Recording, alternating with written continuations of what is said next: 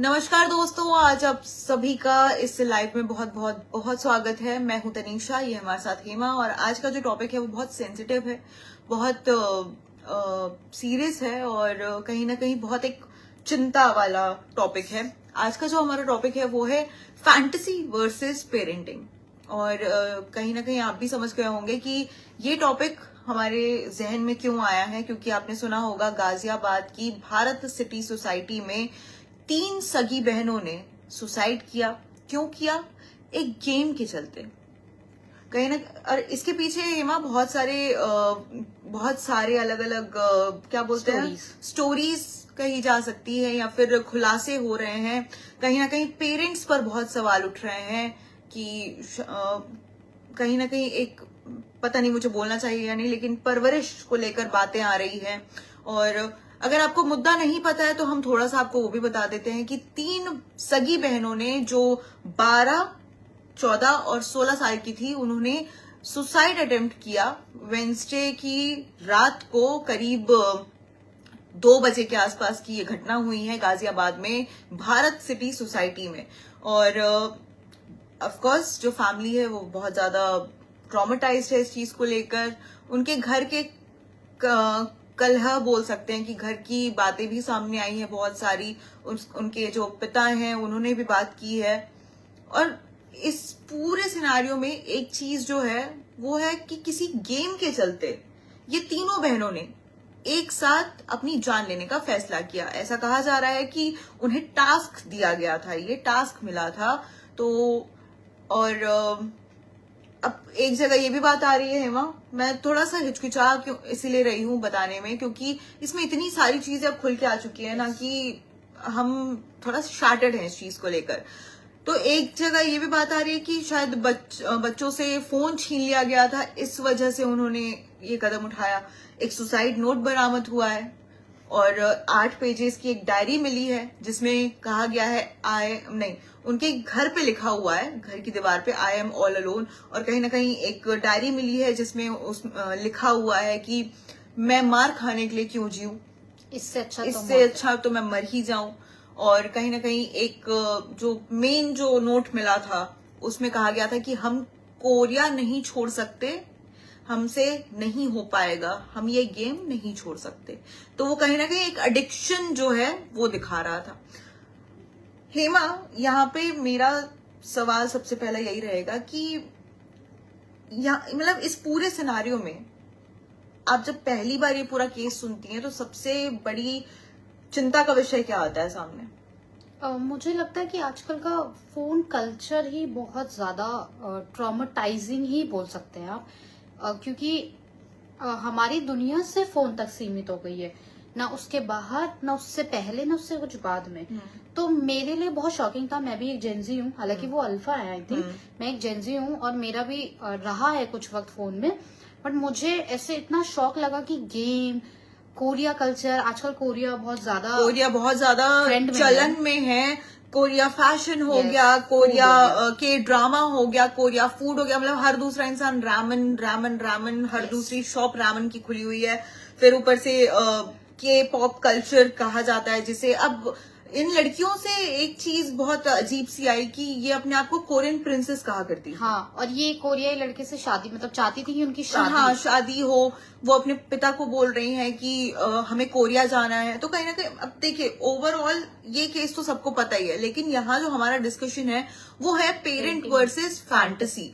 तो अब मैं यहाँ पर थोड़ा सा पेरेंट्स के लिए कंसर्न में आ जाती हूँ। देखिए, मैं तो क्लियर बोलूंगी, क्योंकि भाई आप ठीक है, आप बच्चे हैं, लेकिन ऐसी जिद पकड़ना कि नहीं कोरिया के बिना तो मेरी जिंदगी चलेगी ही नहीं। आप एक भारतीय हैं, आप भारत में रहती हैं, आप भारत में पैदा हुई हैं, तो कहीं ना कहीं आप, मतलब आप बचपन से जब बड़ी हुई है तो आप कोरियन तब से तो आपने नहीं देखा होगा, उसके बाद आपका एडिक्शन बना होगा। तो ऐसी क्या दिमाग में आती है चीजें जो मतलब एकदम से आपको कोरिया से इतना लगाव हो गया? पर आप ये चीज देखिए ना कि बच्चा है, ठीक है, बच्चे इसलिए बच्चे कहे जाते हैं ना क्योंकि उन्हें कुछ समझ नहीं होता। मुझे कौन समझाएगा कि ये सही है, ये गलत है? अगर मुझे कोरियन कल्चर से लगाव है तो मुझे इंडियन कल्चर से लगाव कौन सिखाएगा? मुझे कौन बताएगा कि इंडिया का कल्चर बहुत डाइवर्स है, बहुत अच्छा है? मैंने जो देखा मुझे वो पसंद आया, मैं उस फैंटेसी में जी रही हूँ। मेरे लिए सही गलत की जो लाइन है वो कौन बताएगा मुझे कौन बताएगा कि मैं नहीं, वहां ऐसा होता है पर हम उसे फॉलो नहीं कर सकते या हम उसे अपनी जिंदगी में नहीं ला सकते। मैं अगर आपसे जिद कर रही हूँ, आप मेरे पेरेंट्स है, आप मुझे डांटिए डपटिए, अगर आप मैं डांट डपट नहीं सकते तो आप दूसरा तरीका निकालिए, लेकिन इसका मतलब ये मेनली जिम्मेदारी पर आपकी ये है ना। एक मैं आपको बता दूं, ये हमारे टाइम पे बहुत चलता था कि मार पीट के हम समझ जाते थे, लेकिन आजकल के जो बच्चे हैं उसमें एक चीज आ जाती है कि रूल्स आ चुके हैं इस चीज को लेकर कि भाई अगर पेरेंट्स ने हाथ उठाया तो हम एफआईआर करवा सकते हैं। ये रूल आ चुके हैं, ये रूल्स हैं, आप ये भी समझिए कि और आजकल के मतलब पेरेंट्स में भी थोड़ा सा है ऐसा कि मैं यही बोलने हाँ, वाली थी, मैं कि आपको पेरेंट्स रोक भी रही हूँ आजकल इस चीज में। पेरेंट्स भी आजकल ऐसे हैं। Exactly. मैं बिल्कुल ये पॉइंट अपने ऊपर ले रही कि हूँ कि पेरेंट्स ही भी मना कर रहे हैं कि मत मारो, ये है बिल्कुल। लेकिन पेरेंट्स की जो सोच है उसको लेकर वो ये नहीं है कि हम अपने बच्चे को मतलब कुछ गलत सिखाना चाहते हैं। उसमें ये सोच है पेरेंट्स की कि भाई हमारे बच्चे को हम फूलों की तरह पाले, उसको कभी ये हमसे ये ट्रॉमा ना हो। यहाँ पर ये एंगल आ जाता है पेरेंट्स को लेकर। चले ठीक है, आपने अगर ये दिया, लेकिन आप हमें ना मार के जो दूसरा ट्रॉमा दे रहे हैं उसका क्या? तो आप ये मानती है कि बिना मारे बच्चा सुधर ही नहीं सकता? मैं कह सकती हूँ कि हालांकि मारने को गलत कहा जाता है, लेकिन कहीं ना कहीं बहुत जरूरी है हमें किसी भी चीज का एहसास कराने के लिए, क्योंकि सब बच्चे एक समान नहीं होते। अगर आप देखेंगी कि जैसी मैं हूँ आप वैसी नहीं है, तो मेरे को शायद मारना जज जाएगा, आपको ना जचे, मतलब आपको सूट ना करे, लेकिन आपको मार का मतलब पता तो होना चाहिए। मैं ये नहीं कह रही कि माँ बाप बेफालतू में मारे, लेकिन आपको पता तो होना चाहिए मार क्या होती है। तो मैं बस ये कह रही हूँ कि आपने एक ना ट्रॉमा देने के लिए एक दूसरा ट्रॉमा भी तो दे दिया। मुझे पता ही नहीं है, मुझे बस मम्मी बोले जा रही है, मुझे नहीं फर्क पड़ रहा। बहुत बच्चे, क्योंकि हम बच्चे हैं तो हमें डांट का इतना असर नहीं पड़ता, हम डांट भी सुन लेते हैं, खुश भी हो जाते हैं। पर ये डांट का असर नहीं पड़ना, ये जो मुझे ऐसा लगता है कि ये बहुत गलत चीज है। अगर मैं आप पे, आजकल क्या होता है ना कि मैं इतनी बड़ी हो चुकी हूँ, अगर मतलब मुझे कोई थोड़ी सी भी तेज आवाज में कुछ बोल देना तो मेरे ऊपर बहुत असर पड़ता है, ठीक है। तो ये जो बच्चों में जो समझ नहीं आ पा रही है, ये थोड़ा सा कहीं ना कहीं एक गलत बोल सकते हैं कि देखिए, मुझे ऐसा लगता है कि ज्यादा इन्फ्लुएंस जो है वो सोशल मीडिया का बहुत ज्यादा है, क्योंकि सोशल मीडिया पर आजकल हर चीज अवेलेबल है। हर चीज, मतलब अगर पेरेंट्स ने मार दिया तो बच्चा सर्च करेगा पेरेंट्स ने मारा, मैं क्या करूं। ऐसे भी केसेस आए हैं बहुत सारे कि पेरेंट्स ने हमें मारा, अब हम क्या करें। आप देखिए, आजकल की जो जनरेशन है ना, वो पेरेंट्स से कुछ नहीं सीखना चाहती, वो सीखना चाहती है सोशल मीडिया से, इंटरनेट से। अब इंटरनेट जो बताएगा उसमें आपका दिमाग घूमेगा, उसमें आप फिर राह पकड़ेंगे। कभी कभी अब देखिए, जिम्मेदारी पेरेंट्स की होती है, ऑफ कोर्स इसमें बहुत सारी चीजें हैं, सोशल अवेयरनेस होनी चाहिए, पेरेंट कंट्रोल नाम की, पेरेंटल लॉक नाम की एक चीज आती है, वो पेरेंट्स की जिम्मेदारी है कि उस पर लगेंगी। अगर बच्चा सोशल मीडिया इंटरनेट पे है तो वो पेरेंट्स की जिम्मेदारी बनती है, मानते हैं। लेकिन कभी कभी ऐसा भी होता है कि बच्चा उसमें रिबेलियस फील करने लगता है कि नहीं, मुझे क्यों ये चीज नहीं करने दे रहे। बच्चा बाहर जाता, देखिए पेरेंट्स का जो कंट्रोल होता है ना, एक जगह तक होता है, क्योंकि उसके आगे बच्चा स्कूल जाता है, ट्यूशन जाता है, 10 जगह जाता है, 10 लोगों से मिलता है, उसमें पेरेंट्स रोक नहीं सकते, क्योंकि तभी बच्चा जो है वो दुनियादारी सीखेगा। आपने बोला आप रोक नहीं सकते, ठीक है, मुझे नहीं पता, और जैसे हम किसी की परवरिश वगैरह पे सवाल नहीं कर रहे, बट एक थॉट है जो बता रही हूँ आपको। आजकल के पेरेंट्स जो मैंने भी देखा है, हम जब स्कूल से आते थे तो हमारी मम्मा हमारे पास बैठती थी और पूछती थी आज क्या हुआ, बताओ, तुम्हें किसने डांटा, तुम्हें किसने लाड किया, तुमने मैथ्स की पढ़ाई की नहीं की। आप मुझे बताइए आज के पेरेंट्स कितनी बात करते हैं इस बारे में। आप मुझे सिर्फ 10 क्या, मैं 2 एग्जाम्पल भी, मैं खुद, क्योंकि मेरी भाभी हैं, मेरी 2-3 भाभियां हैं, और 2-3 भाभियों के हर उम्र के बच्चे हैं। किसी की 4 साल की बच्ची है, किसी का 12 साल का लड़का है, और किसी की 19 साल का बच्चा है। मैंने नहीं देखा मेरी भाभियों को, मैं किसी को बोल रही, मैं एक बात बता रही हूँ कि वो जब उनके बच्चे आते हैं वो पूछती हैं कि आपने क्या पढ़ाई की। मैं जब स्कूल में थी, मेरी मम्मी आके हमेशा पूछती थी कि अगर मेरा चेहरा थोड़ा लो भी हो जाए तो वो सीधा पूछती, तुझे आज किसी ने डांटा, तुझे आज मार पड़ी, बिल्कुल, तुझे किसी ने बिल्कुल, गलत छुआ। ये है। आजकल के माँ बाप नहीं आते हैं। मैं मानती हूँ जिम्मेदारियां बढ़ गई हैं, पर इसका मतलब ये नहीं आपने मुझे पैदा किया ना, तो पूरा फर्ज तो आपका बनता है ना। मैं जब सेंसिबल होंगी तब मेरा फर्ज बनेगा कि अच्छा गलत ही होता है, सही ही होता है। मैं बच्चा क्यों हूँ, मुझे फैंटेसी क्यों लगती है, क्योंकि मेरे में दिमाग नहीं है। मेरे को जो चीज खुश करेगी, जो चीज एक्साइटमेंट देगी, जो मेरा डोपामाइन रिलीज करेगी, मैं उस तरफ भागूंगी। हमें अगर पेरेंट्स ऐसे समझाते हैं, इसी का जवाब मेरा ये था कि भाई जब पेरेंट्स किसी भी चीज में थोड़ी बंदिश लगी, देखिए आजकल के बच्चे, हम पहले की बात नहीं कर रहे हैं, हम आजकल की बात कर रहे हैं। ये जो मतलब काइंड ऑफ जेंजीज जो न्यू वाले हैं, ये जो अल्फा है, ये जो बीटा आने वाले हैं, ये उनके लिए बातचीत है। क्योंकि आई गेस जब वो पैदा होते हैं तो पैदा होते ही उनके सामने जो है ना वो टेक की चीजें, मोबाइल फोन्स इतनी ज्यादा क्यों लेकिन फ्रंट ऑफ देयर आईज, ये मेरा क्यों वाली सवाल चीज ही क्यों है? नहीं, मैं इसका बहुत बड़ा एग्जांपल आपको एक चीज दे सकती हूँ। मैं अगर आज की डेट में, मैं अगर हेमा हाँ। आज की डेट में अगर बच्चा क्या बोलते हैं 1-2 साल का भी है ना, मैं उसके सामने कार वाली टॉय रख दूं और अगर मोबाइल फोन रख दूं, देखिए मोबाइल फोन हम सबकी नेसेसिटी है, ठीक है, चीजें शुरू होती है मोबाइल फोन से, ठीक है। आज की डेट में अगर मैं रख दूं ना बच्चे के सामने, तो बच्चा कभी भी उस टॉय कार को नहीं उठाएगा, वो सिर्फ उसी मोबाइल फोन की तरफ अट्रैक्ट होगा। ठीक है, आपने अट्रैक्शन बोल दिया, लेकिन ये आपकी जिम्मेदारी है ना कि आप उसको समझाएं। अगर मैं छीन लूंगी तो वो बैठ के रोएगा। अब यहाँ पर मेरे एज अ पेरेंट मेरी जिम्मेदारी है कि मैं अगर उसको दे रही हूँ तो वो लिमिटेड टाइम के लिए हो। बट कहीं ना कहीं वो जो लिमिटेड टाइम होता है ना, वो कब, देखिए ये एक साइकोलॉजी है, ये लिटरली एक साइकोलॉजी है। ये बच्चे के दिमाग, देखिए अब यूट्यूब जैसी चीजें हो गई, इंस्टाग्राम जैसी चीजें हो गई, ये अब हम अगर बच्चे को देते हैं, 1-2 साल के बच्चे की बात कर रही हूँ मैं, ज्यादा बड़े बच्चे की बात नहीं, तो जब वो देखता है ना तो उसमें बहुत सारी चीजें ऐसी है। हम लगा के देते थे, ABCD लगा के दे दी हमने, पोएम्स लगा के दे दी, हम लगा के देते, हम टीवी पे भी चलाते हैं कि बच्चा एंटरटेन रहेगा। उसके बिना बच्चा खाना नहीं खाएगा। तो पेरेंट्स के पास भी तो एक बाउंडेशन आ जाती है ना कि भैया हमारा बच्चा ऐसे नहीं मान रहा है, तो क्या 2 चाटे मारेंगे उसको वहां पे? अच्छा, मैं बस ये बोलना चाहती हूँ, ठीक है, आप क्योंकि आप खुद उस चीज के लिए क्या कहते हैं, खुद बंद रहे हैं, पेरेंट्स खुद बंद रहे हैं कि मेरा बच्चा नहीं मान रहा, आप उसको ऑल्टरनेटिव लाइए। मैं जैसे अगर मैं अब ये वाली बात होगी, मैं आपके साइड ले रही हूँ, आप मुझे इतना समझिए, मैं सिर्फ इतना बताना चाह रही हूँ कि मैं जिद करूंगी, चाहे मुझे फोन, तो आपने बहुत बड़ी बात बोल दी, मुझे आप टॉफी नहीं देंगी, मैं जिद करूंगी, मैं रोऊंगी, पर शायद आप टॉफी की जगह मुझे चीनी दे दें, शायद आप उसकी जगह मुझे गुड़ दे दें। आप समझ रही मैं क्या कह रही हूँ? मेरा कहने का मतलब है बच्चा रिबेलियस, मैं इस उम्र में भी रिबेलियस हूँ। बिल्कुल, मैं आजकल के जो एडवांस पेरेंट्स हैं वो इस चीज के लिए भी सोचते हैं, ऐसा नहीं है कि वो नहीं सोच पाते।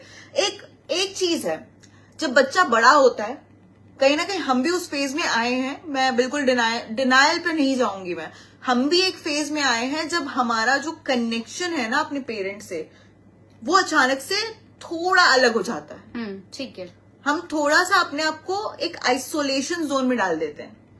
अब छोटे बच्चों से थोड़े बड़े बच्चों पे आ जाते हैं। अब क्योंकि आजकल की जनरेशन जो आ रही है वो बहुत जल्दी ग्रो कर रही है, बहुत ज्यादा, बॉडी वाइज, मेंटली, फिजिकली, हर तरीके से, इमोशनली, हर तरीके से।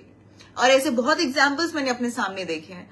तो ये जो जनरेशन है वो इतनी ज्यादा जल्दी बड़ी हो रही है। देखिए हम पहले के टाइम पे अगर देखा जाए ना, तो बच्चा बोलना ही आई गेस 2.5 या 2-3 साल में उसका थोड़ा बहुत क्लियर आवाज निकलती थी। आजकल के जो बच्चे हैं वो एक आध साल में ही बोलने लग जाते हैं। ये एक एग्जाम्पल है। तो पेरेंट्स के लिए भी एक चीज चैलेंजिंग हो गई है कि बच्चे को कंट्रोल में कब तक रखना है, राइट? उसका जो टाइम स्पैन है ना अब वो कम हो चुका है, बट फिर भी पेरेंट्स थोड़ी सी लिबर्टी में चलते हैं कि नहीं यार हमारा बच्चा है। बट अब आपने अपने बच्चे को तो फूल की तरह ऐसे संभाल के रखा, बट वो बच्चा जब स्कूल गया तो वहां 10 ऐसे बच्चे भी होंगे ना कि जिनको उन फूलों की तरह नहीं रखा होगा किसी ने। और ये चीज मेरा ऐसा नहीं कि किसी पेरेंट पे मैं सवाल उठा रही हूँ, इट्स जस्ट दैट कि ऐसा होता है। उनको भी नहीं, उनके पेरेंट्स को भी नहीं पता होगा कि शायद उनके बच्चे ने कोई अगर गलत काम सीख लिया है तो वो कहाँ से सीखा होगा। ये चेन है, इट्स अ चेन। हाँ ठीक है, आपकी मैं बात पे जा सकती हूँ। आप बोल रहे कि चलिए हम फोन को ही सिर्फ ब्लेम ना करें, मैंने कहाँ से सीखा। पर मेरा कहने का अगेन यही है कि क्या आप घर आके उससे पूछते हैं कि आपने दिन भर क्या किया। शायद मैं एक बार बोल दूं कि मम्मी आज ये हुआ, मम्मा वो हुआ। बच्चे अक्सर आप ये देखिएगा कि कहीं ना कहीं अपनी बातें कह देते हैं, चाहे वो किसी भी जेस्चर में कहे, किसी भी लैंग्वेज में कहे, उनपे जो बीतती है या वो जो करते हैं।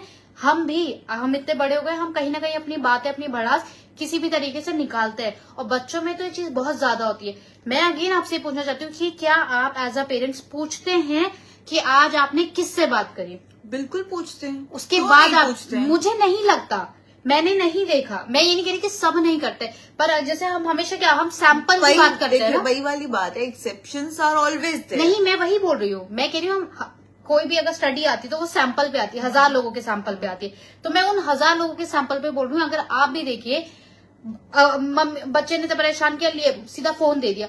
क्यों दिया आपने उसको फोन?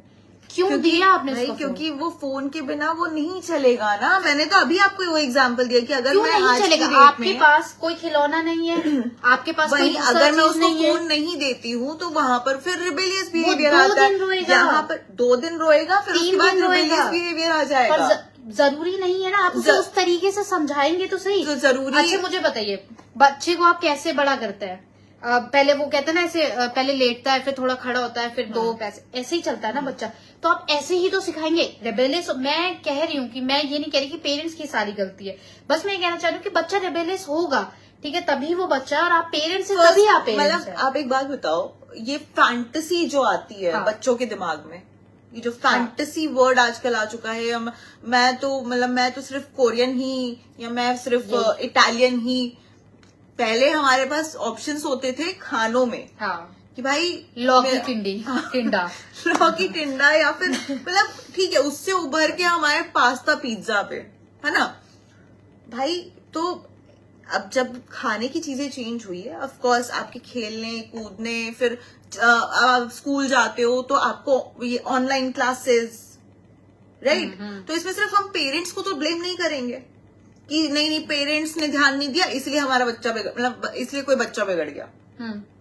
भाई आपको स्कूल भेजा गया, आपकी ऑनलाइन क्लासेस होती है, अब उस ऑनलाइन क्लासेस का आप मिसयूज कर रहे हो, तो वो अब उसमें पेरेंट कैसा कर पाएगा? पेरेंट को समझ नहीं है उस चीज को लेकर। बट मैं ये बोलना चाहती हूँ कि ये हम परिपक्व और अपरिपक्व बच्चों की बात करें, मेच्योर और इमेच्योर, जो केस हमारा है अगर आप देखें तो उनकी उम्र बहुत छोटी है। बिल्कुल छोटी है, मैं यही बोलना चाह रही हूँ। उसमें 3 उम्र की लड़कियां हैं, 12, 14 और 16। अब आप सोचिए कि हालांकि आजकल प्यूबर्टी जल्दी हिट कर देती है, पर ये उम्र अगर हम अपने से करें तो ये प्यूबर्टी हिट करने की उम्र भी नहीं है।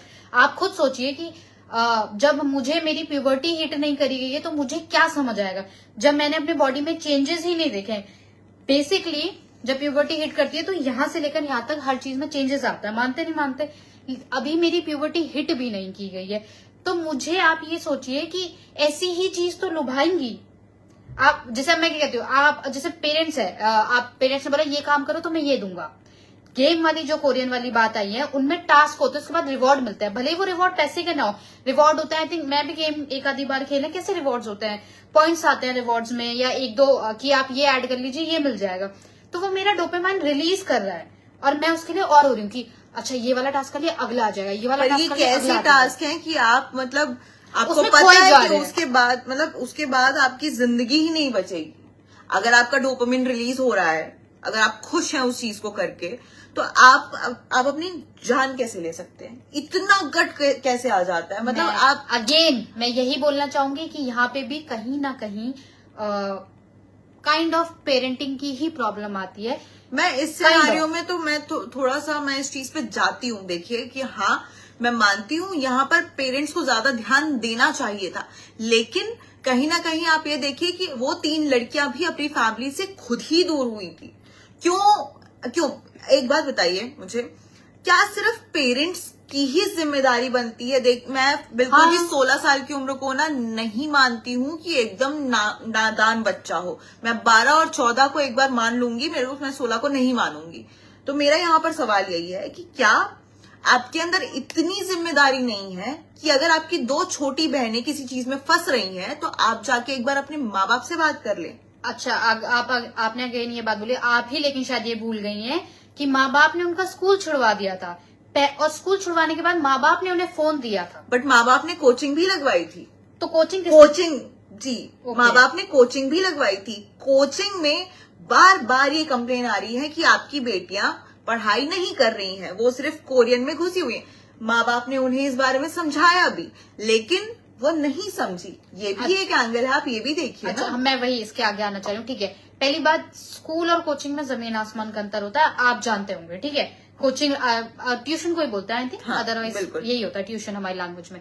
आप मुझे समझाइए कि माँ बाप ने पहला प्रॉब्लम यही है कि जैसे हम बोलते हैं कि नींव हमने वही सेट कर दी है। आपको स्कूल आपने, चलिए मैं एक आपको प्लस पॉइंट देती हूँ कि किसी भी मजबूरी में आपने स्कूल छुड़वा दिया, उसके बाद आपके पास स्कूल छुड़वाने के पैसे थे, मतलब मानिए कि नहीं थे आपके पास, बच्चों के पास पैसे, लेकिन आपके पास फोन था अपने बच्चों को देने के लिए, आप उन्हें घर के काम में इन्वॉल्व करते, आप उनसे एक बार को घर का काम करवाते।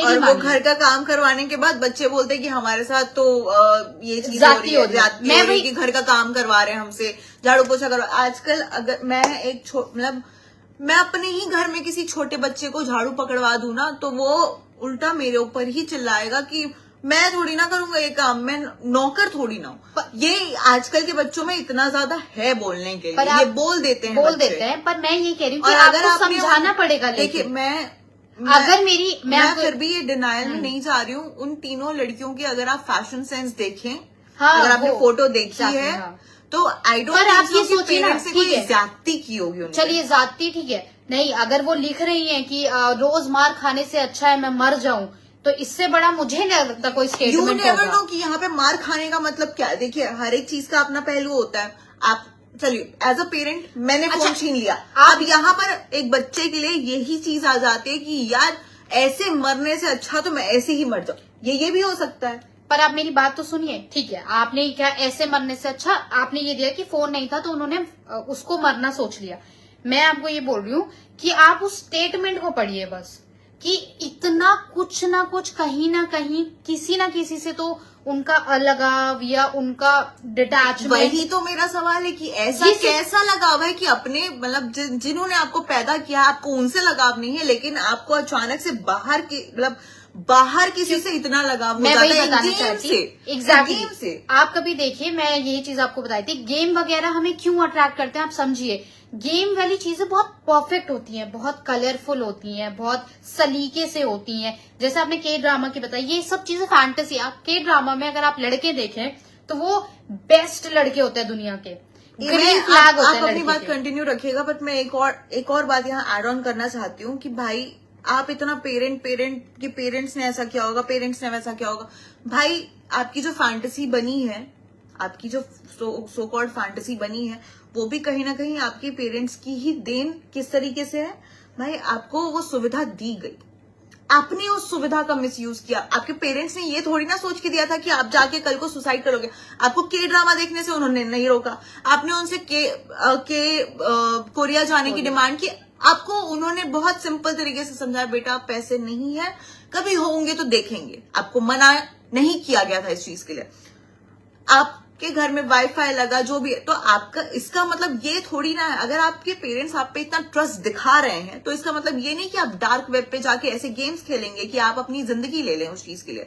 इतना इमेच्योर कभी कोई नहीं होता। ठीक है, मैं फिर से बोल रही हूँ कि 12-14 साल, मैं एक बार को थोड़ा दिमाग कम बोल सकती हूँ, मैं 16 साल की उम्र को कम नहीं बोल सकती हूँ यार।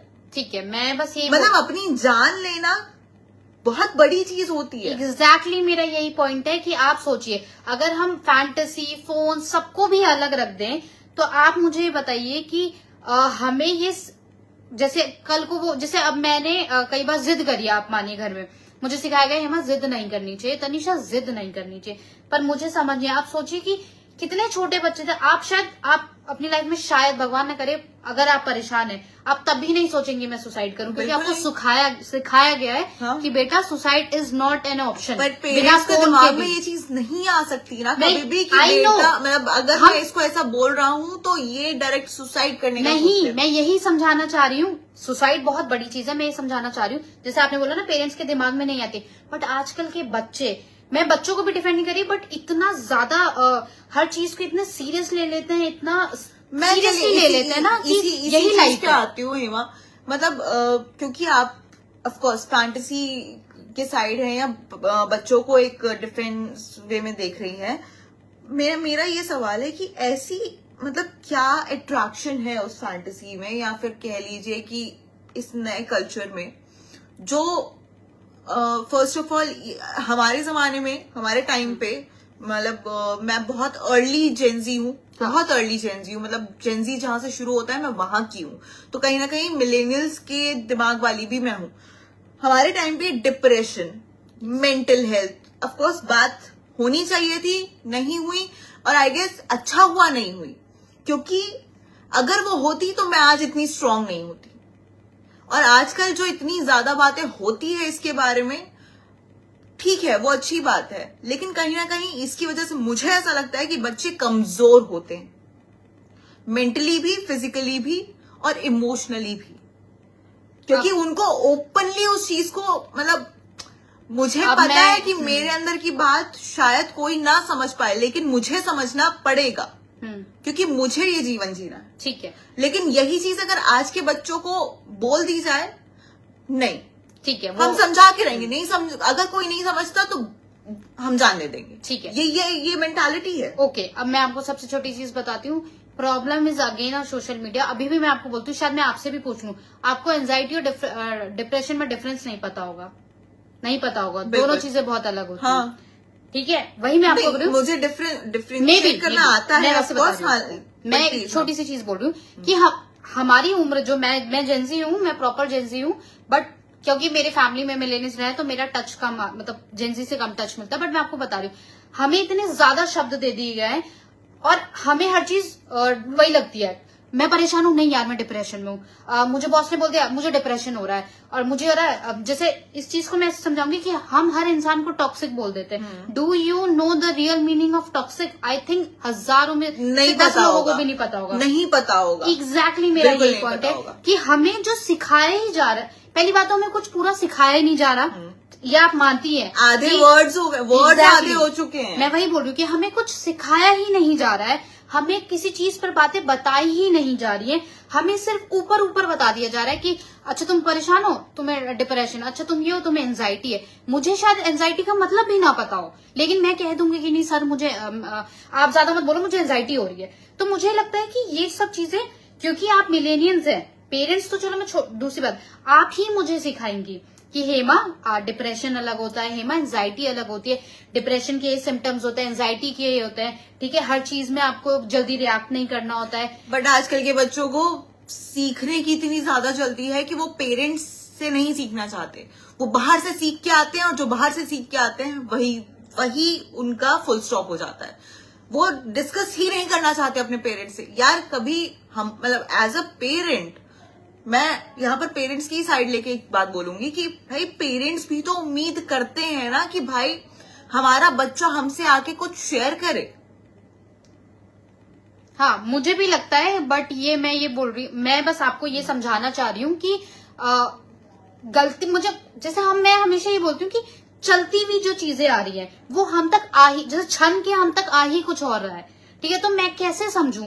मेरा दिमाग, मैं बोल रही हूँ ना, इतना परिपक्व है ही नहीं समझने लायक। ओवरऑल देखिए, ये जो हमारा डिस्कशन है ये नेवर एंडिंग है। यस, ये बात ही ऐसी है ना कि भाई आप पेरेंट्स को डिफेंड करते रह जाओगे, और जैसे हेमा है वो शायद बच्चों को डिफेंड करते रह जाए, या फिर जो फैंटेसी है बच्चों की आजकल उसको डिफेंड करते रह जाए। और इसका कंक्लूजन मुझे ऐसा लगता है हेमा, यहाँ पर देखिए ओवरऑल जो सॉल्यूशन है वो है बात करना। एग्जैक्टली।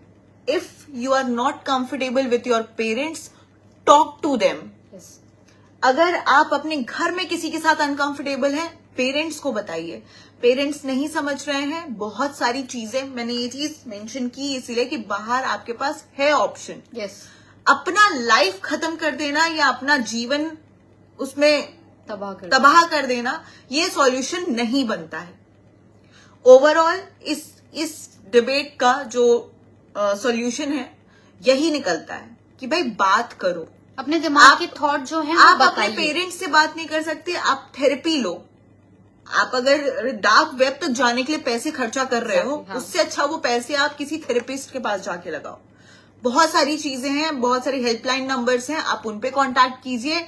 इतने बड़े, अगर आप फोन चलाते हैं तो आप इतने बड़े हो चुके हैं कि आप एक नंबर डायल कर सकते हैं। वो नंबर आपको डिस्क्रिप्शन में भी मिलेगा। और बाकी आज का हमारा डिबेट यहीं पे खत्म होता है, हमारा डिस्कशन यहीं पे खत्म होता है। आपके कोई सवाल हैं तो आप हमें कमेंट्स में बता सकते हैं, और बाकी की खबरों के लिए आप स्टेट मिरर पे बने रहिए।